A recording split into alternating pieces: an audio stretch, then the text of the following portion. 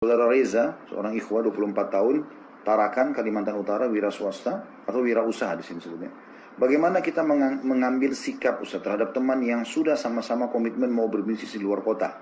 Terus di tengah jalan ada masalah dengan bisnis, terus teman memutuskan untuk tidak kerjasama lagi dengan saya. Sementara kami tinggal satu tempat tinggal. Pertanyaannya, salahkah saya meninggalkan dia sendiri dan saya pergi tinggal bersama keluarga saya di kota tersebut? Sementara dia tidak punya keluarga di kota tersebut. Mohon jawabannya Ustaz. Jazakallah khair. Nggak salah. Dia nggak salah untuk memutus akad, ya. Kalau memang dianggap bisnis ini mungkin tidak jalan atau ada udzur syar'i, nggak salah. Anda pun baik ada urusan bisnis atau tidak, Anda tinggalkan dia tinggal sendiri itu bukan doror, bukan masalah. Ya, apalagi laki-laki, nggak ada masalah.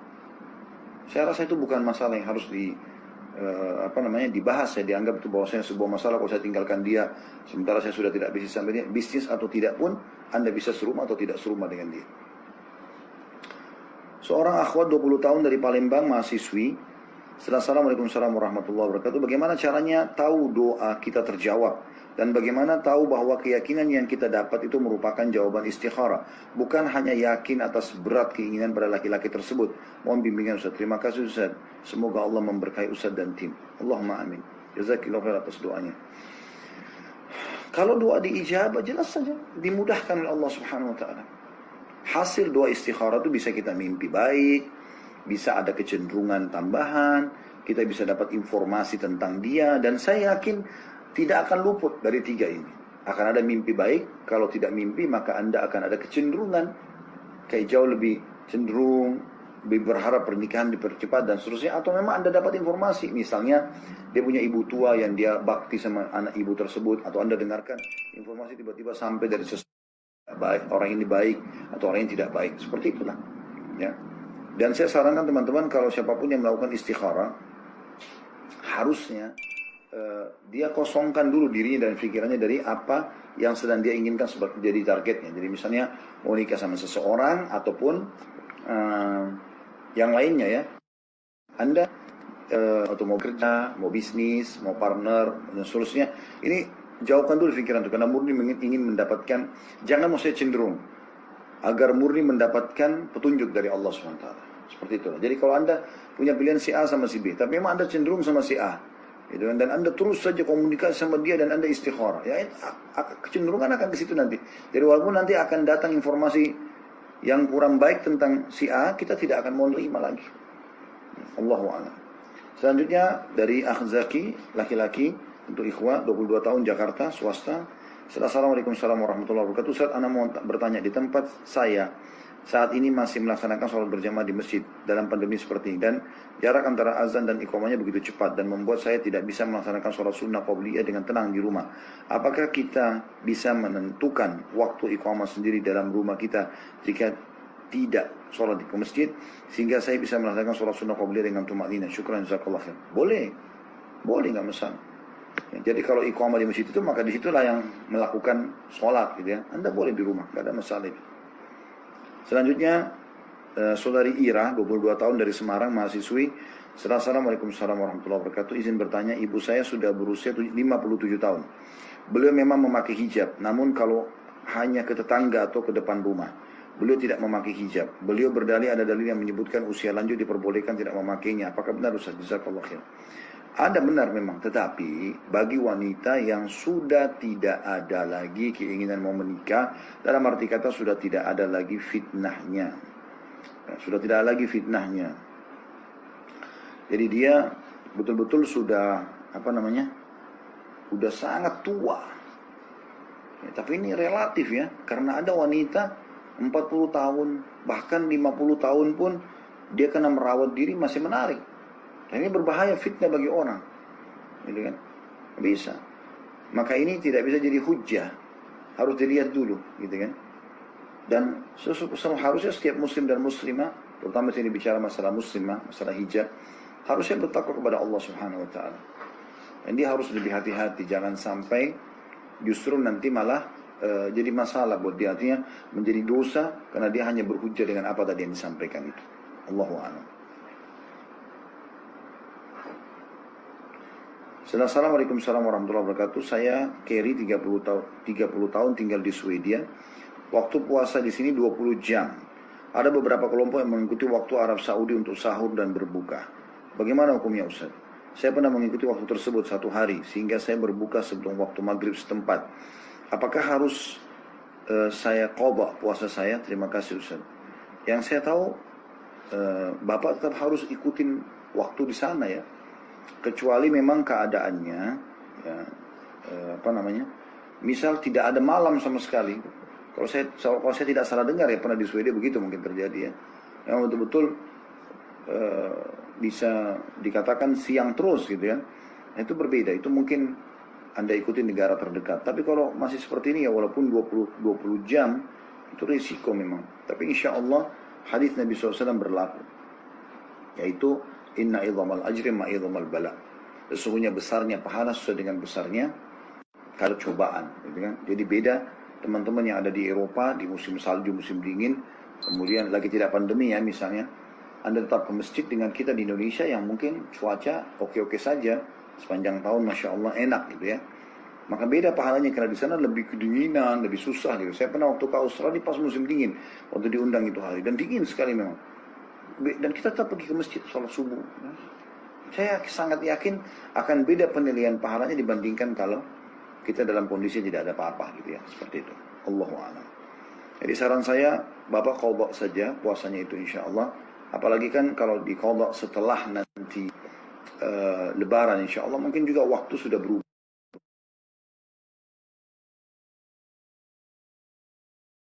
Sudah bukan lagi 20 jam waktu berpuasa ya. Nah, insya Allah ini lagi diuji Pak ya oleh Allah Subhanahu Wa Taala. Mudah-mudahan pahalanya lebih besar insya Allah. Selanjutnya dari Ibu Dwi 29 tahun Denpasar yang guru swasta. Assalamualaikum warahmatullahi wabarakatuh. Bagaimana jika sudah masuk waktu sholat sedangkan suami dalam perjalanan pulang kerja? Apakah saya sholat terlebih dahulu atau menunggu suami pulang agar dapat sholat berjamaah? Mohon dijawab Ustaz. Tergantung Ibu sekarang sholatnya, kalau suami pulang itu waktunya jauh gak dari awal waktu ya? Misalnya gini, asar 4:30. Suami ibu nanti akan tiba 4:30 atau jam 5, 1 jam setelah itu. Ya ibu sholat sendiri aja dulu. Nanti kalau suami datang, suami minta ditemanin, ibu boleh sholat lagi sama suami. Tapi ibu nanti sudah sunnah hukumnya. Ya, itu pernah terjadi waktu selesai sholat berjamaah, sholat wajib di zaman Nabi SAW. Ternyata ada orang yang datang baru mau sholat. Karena orang sudah selesai sholat semua. Dia mau takbir, Nabi tahan dulu sebentar. Terus Nabi bilang kepada para sahabat ya, yang ada di situ, siapa yang mau bersedekah buat saudaranya ini? Maksudnya dia sholat lagi, tapi sudah sunnah bagi dia. Siapa yang bersedekah? Siapa yang mau bersedekah buat saudaranya ini? Maka Abu Bakar mengatakan, saya Rasulullah. Maka Abu Bakar pun mengimami orang tersebut. Padahal Abu Bakar sini sudah sunnah hukumnya. Orang itu mengerjakan sholat wajib. Begitu juga dengan Mu'adz bin Jabal radhiyallahu anhu, beliau selalu ikut atau seringkali ikut berjamaah bersama Nabi SAW subuh, duhur, asar, maghrib, isya. Setelah selesai beliau pulang lagi ke kaumnya mengimami mereka, gitu kan. Selanjutnya dari seorang akhwat Dila 25 tahun dari Bandung, karyawan swasta. Assalamualaikum warahmatullahi wabarakatuh. Ustaz, kalau ingin mengikhlaskan seseorang yang berutang, apakah harus disampaikan pada yang bersangkutan? Bagaimana jika yang bersangkutan tidak bisa dihubungi? Jazakallah khair. Lebih baik disampaikan, supaya kan tujuan Anda memaafkan meringankan beban saudara muslim. Kan itu tujuannya. Supaya dia tidak selalu jadi beban, kesian. Karena ada orang memang bahkan bisa sampai sakit gara-gara utang itu dia pikirkan. Karena ada utang cuma kecil, mungkin tapi di mata dia besar. Ya, saya pernah temukan ada orang nangis-nangis, mungkin cuma utang 1 juta. Mungkin bagi sebagian orang kecil itu, tapi dia sudah nggak tahu harus bayar dari mana, karena memang mungkin dalam keseharian dapat 10.000 aja susah bagi dia, kan begitu. Maka di sini Anda lebih baik membahasakan supaya betul-betul memang dia bebas dari utang itu. Ya, kalau tidak bisa dihubungi ya sudah, Anda niatkan antara Anda sama Allah Subhanahu Wa Taala. Insya Allah tidak ada masalah dengan itu. Tapi usahakan bisa disampaikan ya. Selanjutnya dari seorang akhwat Sri Nurjana Wulandari 25 tahun, Kota Bima, NTB. Seorang perawat. Bismillah. Assalamualaikum warahmatullahi wabarakatuh. Ustaz, insya Allah dalam waktu dekat saya akan berangkat ke Jepang untuk bekerja sebagai perawat lansia. Bagaimana hukumnya bekerja di negeri minoritas Islam, Ustaz, seperti Jepang?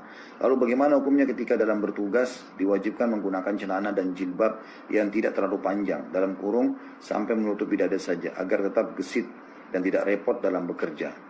Dalam kurung prinsip orang Jepang. Sedangkan keseharian saya alhamdulillah sudah syari, Ustaz. Terima kasih, jazakallah khair. Karena maaf, ini ditanya di dalam majelis saya, maka saya jawab ya, apalagi Ukhti Sri Nurjana tanya saran saya ya, atau pendapat saya. Kalau saya mengatakan jangan berangkat. Kalau saya mengatakan jangan berangkat. Kenapa Ustaz? Ini kan pekerjaan. Ya. Pertama, Anda berangkat ke luar negeri tanpa mahram. Dan Anda akan tinggal di negara sana tanpa mahram. Walaupun misalnya Ukhti ini sudah punya suami, tetap aja. Apakah suami Anda akan temani Anda safar ke sana dan akan tinggal sama Anda? Kan itu butuh pertanyaan semuanya. Tapi kalau tidak misalnya, maka secara otomatis ya, ini sebaiknya jangan, karena dia bukan safar dengan mahram, dan Nabi SAW melarang perempuan safar tanpa mahram. Ya. Kecuali ada udur-udur syar'i yang betul-betul luar biasa, seperti misalnya urusan haji dan umrah yang masih ada pendapat ulama sebagian yang mengatakan boleh asal dia berangkat rame-rame dan seterusnya gitu kan. Tapi kalau seperti ini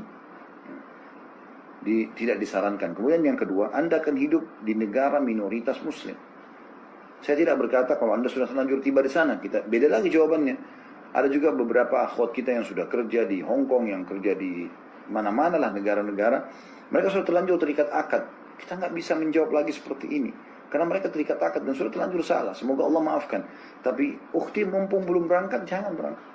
Karena Anda akan berada di negara minoritas. Rata-rata akhwat ini bertanya pada saat saya mengunjungi negara-negara yang mereka sedang kerja. Ya Ustaz, apa hukumnya membersihkan anjing? Apa hukumnya masak babi? Apa hukumnya menuang khamr? Apa hukumnya mencuci patung? Kan gitu. Jadi saya mau jawab gimana nih? Boleh? Kan nggak mungkin. Karena dalam Islam kan tidak boleh. Jadi, kenapa tidak kerja di Indonesia saja? Oh gajinya kecil Ustaz. Nggak apa-apa. Cari keberkahannya. Yang penting, yang paling mahal bagi seorang muslim dan muslim adalah iman dan Islamnya. Daripada ibu harus mendapat gaji lebih besar tapi memperjuangkan ya mempertaruhkan antara iman ibu dengan pekerjaan gitu kan. Ini tidak bisa berimbang. Dari mana? Insya Allah menolong Anda panjang umur. Bagaimana Anda tahu kalau tiba-tiba di sana Anda meninggal?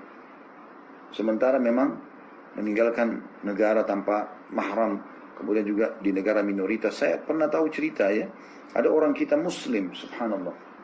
Dan banyak saya temui kemarin di luar negeri seperti itu. Mereka rata-rata muslim-muslim yang belum paham agama, kemudian mereka kenalan dengan wanita-wanita negara asing yang non-muslim ini. Masuk Islam perempuannya, tapi karena dia sendiri nggak paham agama laki-laki ini, akhirnya dia nggak tahu mau ajarin apa istrinya, dia pun tidak sholat. Sampai ada informasi sampai ke saya, ada satu orang, ini ada beberapa orang sebenarnya, ada beberapa kisah, tapi kisah diantaranya ini terjadi di Jepang. Itu dia nikah sama wanita Jepang, kan wanita itu masuk Islam, tapi dia tidak tahu mau ngajarin apa. Beberapa tahun kemudian teman-teman dapat berita kalau orang itu sudah dibakar jadi debu, seperti orang-orang Jepang, ditaruh di pinggir jalan, ditaruh di depan halaman rumah gitu lah. Jadi karena tidak tahu. Ini hukumnya kan bagaimana? Contoh saja.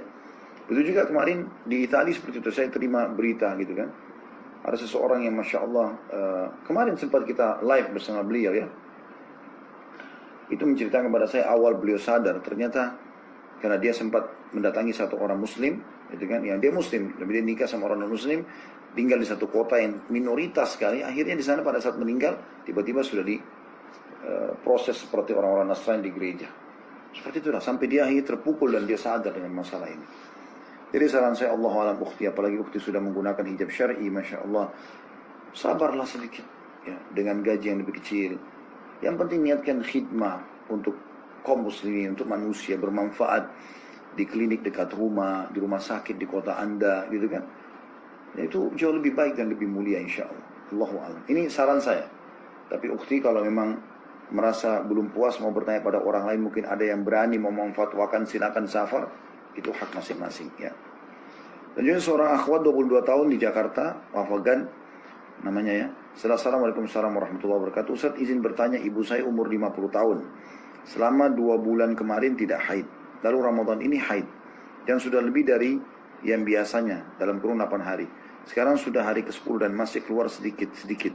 dan saat ini sudah memasuki masa 10 hari terakhir Ramadan, apakah boleh dianggap istihadah? Dilihat ukhti, ibu anda ini biasanya berapa?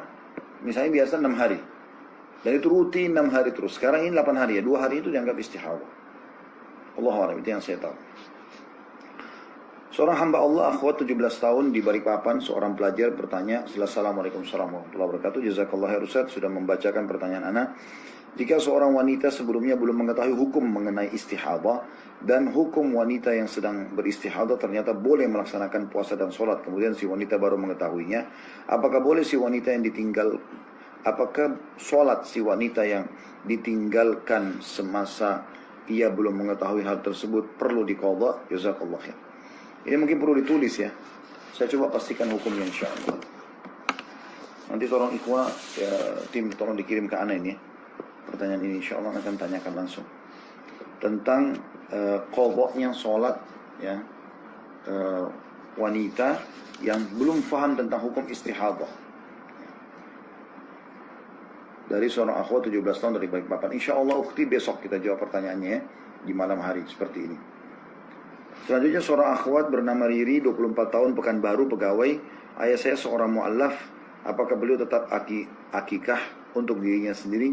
Apakah boleh jika akikahnya itu diansur satu ekor di kemudian hari? Jazakallah khair. Setahu saya nggak perlu lagi akikah. Setahu saya nggak perlu lagi di akikah insyaAllah, karena memang akikah itu hanya bayi muslim yang lahir kan gitu. Dan beliau tidak ada. Mereka sudah melewati masa anak-anak itu dan sekarang sudah dewasa. Selanjutnya dari seorang hamba Allah, seorang akhwat 25 tahun, Padang, karyawati.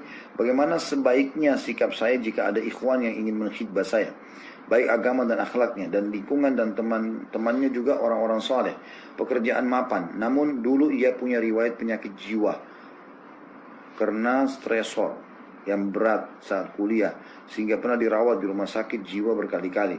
Sekarang saya tidak melihat lagi gejala penyakitnya, namun orang tua saya khawatir karena berdasarkan keilmuan penyakit tersebut bisa diturunkan dan bisa kambuh suatu saat nanti jika ada stresor yang berat. Jazakallah khairan. Kalau yang saya tahu ya, maka Anda di sini punya udzur syar'i untuk tidak menikah dengan dia. Kalau memang ada penyakit keturunan dan memang itu punya riwayat, tapi nggak menutup kemungkinan Allah SWT sudah sembuhkan dia, maka saran kami istikharakan saja. Istikharakan. Karena Rabbul Alamin, Allah SWT jauh lebih faham dan tahu, Allah lebih tahu tentang keadaan hambanya. Kalau Anda setelah istikharah tenang, tawakkal ala Allah. Jalani saja. Saudara Firdaus 37 tahun, Assalamualaikum warahmatullahi wabarakatuh, dari Bogor, guru olahraga. Apakah setelah berwudu harus dikeringkan dahulu sebelum sholat? Jazakallah khair. Tidak harus dikeringkan, tapi boleh Anda keringkan. Ya, tidak harus insyaallah. Ukhti Aisyah, umur 28 tahun, dari Malang, marketing. Yang saya mau tanyakan, apakah di bulan Ramadan ini sihir masih tetap bekerja? Jika diruqyah syar'i dan berefek muntah, apakah puasa jadi batal? Jazakallah khair. Masih selama buhulnya ada sesuatu yang diambil dari Anda oleh penyihir tersebut, fotokah atau misalnya hal-hal yang lain ya, pakaian dan segala macam, selama saya sama dia memang sihirnya masih berlaku walaupun di Ramadan. Dan memang mereka melemah, tidak seperti di luar Ramadan kan begitu ya. Kalau muntah, maka saran saya jangan, karena muntah ini karena itu ruqyah berarti disengaja diruqyah, maka dia akan muntah. Ini bisa batal puasanya. Kalaupun mau ruqyah di malam hari saja. Allahu a'lam. Selanjutnya seorang akhwat berumur 23 tahun dari Kediri. Assalamualaikum warahmatullahi wabarakatuh. Ustaz, saya pernah melihat seorang ibu dari anak laki-laki yang tidak mengizinkan anak berhijrah. Pernah berusaha dibicarakan dengan beliau dan dengan santun tentunya, tapi beliau selalu menangis histeris dan memaksa anak melakukan hal bid'ah. Bagaimana solusinya Ustaz? Jazakallah khair. Nabi SAW sudah mengatakan kan, la ta'ata li makhlukin fi ma'siyati khaliq. Tidak boleh ada ketaatan kepada makhluk yang berbuat maksiat kepada sang pencipta. Kalau bid'ah itu lawan sunnah, maka sebaiknya jangan ditaati untuk poin itu ya. Tapi tetap kita bakti. Gitu kan? Sampaikan apa adanya gitu. Dan ini bukan cuma Anda yang hadapi, hampir semua ikhwan dan akhwat kita menghadapi masalah ini. Saya pun begitu pada saat menghadapi keluarga, di awal-awal kami balik dari Madinah, butuh adaptasi. Tapi lama-kelamaan mereka bisa memahami masalah itu. Ya. Karena kita butuh dalil dalam mengerjakan ibadah. Allahu a'lam. Sambil didoakan, kalau ibu anda ini muslimah, ya, atau ibu orang yang sedang ditanyakan ini adalah muslimah. Abu Hurairah, sahabat Nabi yang mulia Abdurrahman ibn Sakhr radhiyallahu anhu, beliau tuh punya ibu kafir dan benci sekali dengan Islam, benci dengan Nabi SAW, selalu caci maki Nabi, caci maki Islam, caci maki Abu Hurairah. Abu Hurairah terus saja sabar sampai datang kepada Nabi SAW dan mohon agar Nabi SAW mendoakan ibunya, dan akhirnya masuk Islam. Allah lah yang bisa membolak-balikan hati hambanya. Ini 10 terakhir Ramadan, berdoalah agar Allah Subhanahu wa taala bisa bukakan hatinya. Assalamualaikum warahmatullahi wabarakatuh. Izin bertanya, nama saya Mita, seorang perawat. Saya bekerja di bagian ruang rawat inap khusus COVID yang mengharuskan saya berpakaian APD lengkap. Setiap saya shift sore, saya bingung dengan sholat asar dan maghrib. Bagaimana Ustaz saya sholat dengan APD lengkap, caranya dan wudhunya? Terima kasih banyak. Ini sudah pernah kita bahas ya. Jadi usahakan, saya tidak tahu di sini Ibu Mita ini dari jam berapa bertugas. Kalau Anda bertugas sebelum azan asar, nah ini mungkin butuh bahasan khusus, gitu kan. Tapi kalau Anda bertugas sore di sini, maksudnya adalah selepas sholat asar, waktu sholat masuk, Anda sholat dulu. Sholat dulu baru Anda gunakan baju APD itu, gitu kan. Dan Anda coba ikhtiar menahan agar Anda tetap dalam keadaan wudhu. Sampai nanti tiba maghrib Anda sholat sebentar, kan cuma sebentar, paling 5 menit sholat. Setelah itu, isya kan bisa Anda takhirkan. Atau kalau misalnya Anda batal wudhu, memang nggak bisa, dan wudhu nggak mungkin. Kalau wudhu kita harus buka baju dan segala macam, gitu kan. Maksudnya buka baju APD-nya tadi. Maka setahu saya Allah alam di sini dia boleh sholat dalam keadaan seperti itu, atau sholatnya dijamak saja. Yang lebih tepat sebenarnya dijamak takhir sama isya nantinya. Yang dia punya udzur, dia mirip dengan dokter yang sedang melakukan operasi dan yang sejenisnya itulah, ya. Assalamualaikum warahmatullahi wabarakatuh. Semoga Allah senantiasa menjaga Ustaz beserta keluarga dan tim dalam ketaatan kepada Allah Azza wa Jalla. Allahumma amin. Jazakallah khair atas doanya. Afwan, ana mau nanya pertanyaan titipan, apa yang sebaiknya diajarkan kepada teman yang tertarik kepada Islam? Jazakallahu khairan, barakallahu fiik. Yang pertama, ajak syahadat. Jangan tunda syahadat. Ya. Ini sudah sering saya berbagi. Ini dari seorang akhwat rupanya, ada di bawahnya ya. Seorang ikhwan 23 tahun dari Papua. Saran saya, ajak syahadat. Lemparkan saja pertanyaan, bagaimana menurutmu tentang Islam? Kalau dia ceritakan apa saja, semua. Ada syubhat apa? Coba jawab semampu Anda. Yang Anda ketahui saja. Kalau tidak tahu, tanyakan, gitu kan? Kepada ahlinya, nanti insya Allah diberikan gambaran-gambaran bagaimana menyampaikannya. Setelah itu tanya, apa mau syahadat? Jangan takut tanya masalah itu. Kita ini setiap muslim punya produk namanya Islam, dan kita punya tugas untuk menyampaikan itu. Pernah ada seorang ikhwah membawa kepada saya, kalau tidak salah sudah 1 tahun temannya itu mau masuk Islam. Tapi dia rupanya tidak bertanya sama orang yang ahlinya, jadi dia memberikan buku yang banyak kepada temannya itu. Ini bacalah dulu. Setelah itu dibawa kepada saya, lalu saya syahadatkan. Begitu datang langsung saya syahadatkan, lalu saya tahu kisahnya. Lalu saya bilang, akhi, kenapa ditunda sampai 1 tahun syahadat? Syahadat itu cuma kurang dari 5 menit. Suruh siapkan syahadat, gitu kan. Kalau dia meninggal dalam 1 tahun ini, nanti bisa bertanggung jawab depan Allah SWT. Karena nanti menunda masuk Islamnya dia. Makanya kembalikan pada ahlinya kalau tidak tahu. Allah alam, aja syahadat. Setelah itu baru, ya, pelan-pelan insya Allah Anda mengajarkan dia Islam. Tapi kalau dia bilang, saya mau belajar, saya mau tahu dulu informasi lebih jauh, oke, mulai saja. Kenalkan.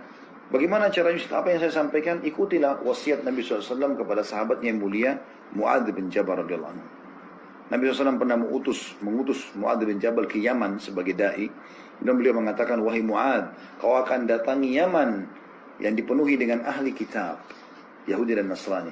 Maka awal yang kau panggil mereka dakwahnya adalah 2 kalimat syahadat. Asyhadu an la ilaha illallah Muhammadur Rasulullah wa anna Muhammadar Rasulullah. Maksudnya, kenalkan kalau orang Islam itu menyembah Allah satu, Allah itu esa, lam yalid wa lam yulad, tidak beranak, tidak diperanakkan. Ini kan qul huwallahu ahad. Ikrarkanlah, ucapkanlah kalau Allah itu esa, Allahus samad, Allah yang segala satu bergantung padanya, lam yalid wa lam yulad, tidak beranak, tidak diperanakkan, wa lam yakul lahu kufuwan ahad, dan juga dia tidak membutuhkan siapapun. konsep dasar. Kemudian wa anna Muhammad Rasulullah, bahwasanya Nabi Muhammad SAW itu adalah pelengkap para nabi-nabi dan rasul sebelumnya. Kami pun beriman kepada Nabi Isa, gitu kan. Sebagaimana kalian beriman, tapi kami tidak mengatakan dia adalah anak Tuhan, tapi dia adalah nabi dari nabi-nabi Allah. Dan kami pun dalam Al-Quran punya beberapa surah dalam Al-Quran yang membahas tentang masalah Isa alaihissalam, seperti surah Al-Imran, surah nomor 3 dalam Al-Quran. Setelah Al-Fatihah, Al-Baqarah ada Al-Imran. Al artinya keluarga, Imran itu ibunya Maryam, ya. Yang berarti ini adalah neneknya, kakeknya Nabi Isa. Ini orang solehnya Bani Israel. Kemudian juga ada surah Maryam, surah nomor 19 yang menceritakan tentang masalah bagaimana prosesi Maryam hamil dan hanya melahirkan Nabi Isa alaihissalam, dan bagaimana Nabi Isa alaihissalam berbicara dengan Bani Israel, menjelaskan sementara dalam buayan, ya, masih bayi, bisa menjelaskan kalau ini Abdullah atani alkitab wa ja'alani nabiyyan wa ja'alani mubarakan aina ma kuntu wa awsani bis salati waz zakati ma dumtu hayya wa barran bi walidayya wa lam yaj'alni jabbaran shaqiyya wassalamu alayya yawma wulidtu wa yawma amutu wa yawma ub'athu hayya dzalika Isa ibn Maryam qala al-haqqi alladhi kanu fihi yamtarun ma kana lillahi an yattakhidha min walad subhanahu idza qada amran fa innama yaqulu lahu kun fayakun. Jadi di situ Nabi Isa alaihissalam waktu digendong oleh ibunya Maryam, dibawa ke kaumnya, mereka bertanya, "Hai Maryam, dari mana kau datangkan ini? Ayahmu bukan seorang laki-laki yang bejat, ibumu juga bukan seorang perempuan yang tidak benar," gitu.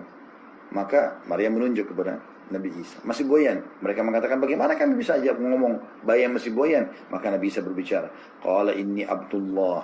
Saya adalah hamba Allah. Atani al-kitab. Aku diberikan al-kitab. Wa ja'alani nabiyya, dan aku dijadikan sebagai seorang nabi. Wa ja'alani mubarakan aina ma kunt, dan aku dijadikan berkah dimanapun aku berada. Wa awsani bis salati waz zakah. Aku diwasiatkan untuk mengerjakan solat, mendirikan solat dan menunaikan zakat. Wa awsani bis salati waz zakati ma dumtu hayya, selama aku hidup. Wa barran bi walidati, dan aku disuruh berbakti pada ibuku ini. Wa lam yaj'alni jabbaran syaqiyyan, dan aku tidak dijadikan sebagai orang yang sombong dan membuat kerusakan di muka bumi, ya. Kurang lebih seperti itu maknanya, ya.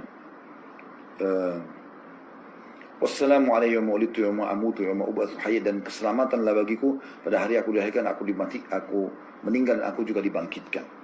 Lalu Allah mengatakan, dzalika Isa bin Maryam. Itulah kisah tentang Isa bin Maryam, ya, Isa putra Maryam. Qala al-haqqi alladzi kanu fihi yamtarun. Itulah perkataan benar yang tadinya mereka berselisih padanya. Maka lillahi an yattakhidha min walad. Tidak mungkin Allah itu mengambil atau mengangkat anak. Subhana, maha suci dia, ya. Jadi Allah SWT tidak mungkin mengambil anak. Jadi ini teman-teman sekalian, contoh penjelasan masalah itu. Jadi syahadat. Kemudian setelah itu, ya, kata Nabi SAW kepada Mu'adz, kalau mereka terima syahadat itu, baru kau ajarkan mereka sholat 5 waktu. Kalau mereka terima itu, dan sholat ini hakikatnya kan komunikasi seorang hamba dengan Tuhannya sehari 5 kali, subuh, duhur, asar, maghrib, isya. Kalau mereka terima, baru sampaikan. Kalau orang kaya mereka, ya, mengeluarkan zakat diberikan kepada orang miskin mereka. Kalau mereka terima, suruh mereka puasa Ramadan sebulan penuh dalam setahun sekali. Kalau mereka terima itu, maka suruhlah mereka pergi ke rumah Allah, Baitullah, haji sekali seumur hidup. Itu yang Anda pertama dakwahkan, insya Allah. Baik, kita tutup dengan ini teman-teman sekalian. Ada beberapa pertanyaan sini, saya rasa dicukup tutup, ya. Dari saudara Rizki, ikhwah Palembang, 27 tahun. Assalamualaikum warahmatullahi wabarakatuh. Pekerjaan wira swasta, istri saya selalu bernada tinggi dan sering marah kepada saya walaupun itu masalah kecil. Dan sering kali bernada tinggi bicara sama orang tuanya. Terkadang saya suka jengkel dan menyesal menikah dengannya. Apakah saya boleh menceraikannya, Ustaz? Barakallahu fiik.